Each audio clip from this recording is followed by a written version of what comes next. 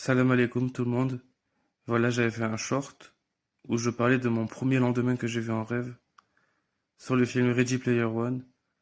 J'avais dit que dedans il y a Parzival, chercheur de secrets et de vérité. À la fin, il devient roi du monde et il remet la paix et la justice sur terre. Et j'avais dit aussi qu'il y avait trois clés dans le film. La première est dans le fait de revenir en arrière. La deuxième est dans le passé et dans un pas qu'il n'a jamais franchi. Et la troisième est dans le pixel caché. Aussi, je voulais dire que Parzival dans le film, quand il a les clés, il laisse les clés aux autres derrière. Au monde entier, ça leur permet de passer. Et que aussi Parzival, il regarde ses vidéos, enfin les vidéos qui sont dans le film, pour gagner l'épreuve. Il y a des vidéos à voir par cœur. Et il trouve la petite faille toujours en regardant par cœur. Du coup, ce film a été inspiré des prophéties. Euh, Dedans, il y a une guerre inévitable. Et à un moment, Parzival, il monte une armée. Et il devient chef de guerre. Du coup, je me pose des questions.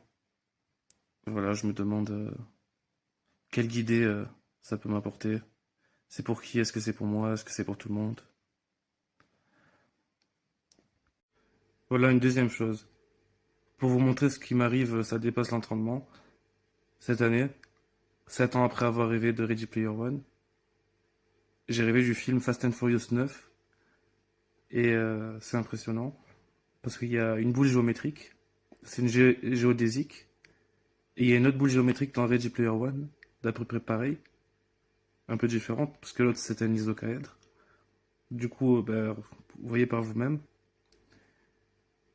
Donc, j'ai pas encore analysé tout ça, mais je suis stupéfait. C'est la seule preuve visuelle que je peux vous montrer de tout ça, quoi. Pour info, la boule géodésique dans Fast and Furious 9, c'est le projet ARIES. C'est un projet qui permet de contrôler tous les ordinateurs du monde ainsi que le nucléaire. Et dans le film, ils doivent bloquer cette chose.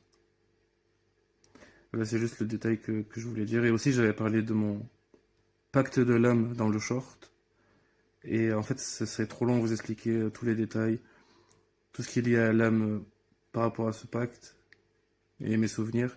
Je sais que certains Ouliya se souvenaient du pacte de l'âme. Moi, ça m'est revenu quand je suis revenu dans la pureté et dans la proximité avec Allah et l'unicité. Enfin voilà, je vous ai expliqué ce que je pouvais vous expliquer pour l'instant. Il y a deux, trois détails, je peux pas en dire plus. À vous de voir, à vous de reconnaître. Mais je pense être lié au 313 ou même plus. Je me pose des questions alors. De toute façon, je suis prêt à prendre les moqueries, les brailleries. C'est pas grave, j'ai l'habitude. En tout cas, je continuerai de faire des vidéos et de transmettre ce que je peux transmettre. Et je continuerai de vous raconter un peu tous les détails de cette affaire. Merci à vous.